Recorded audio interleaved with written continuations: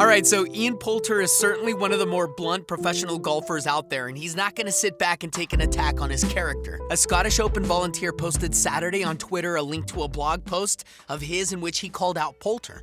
The post included attached text of a letter he sent to the tournament director complaining about Poulter's behavior at the tournament. You can read what the volunteer named Quintin Jardine said here. But the nuts and bolts is that Jardine claims the Englishman had expletives flying upon arrival to a hook tee shot into the base of a bush and then aggressively came after him verbally. Jardine claims Poulter specifically criticized the volunteer's inclination to not go into the bush out of fear of stepping the ball. Per Jardine, Poulter aggressively informed him multiple times that he should have got in there, as the volunteer stepping on the ball would mean a free drop for the Englishman. Jardine added, "Industrial language doesn't bother me, but truculent aggression does."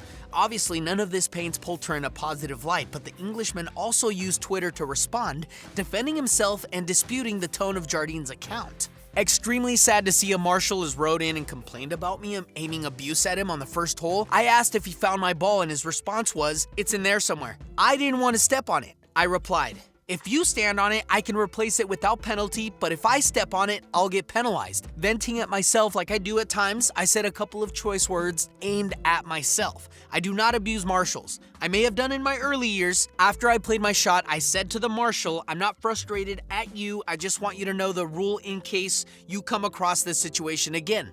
He said, "Okay, thanks." At Ian Poulter.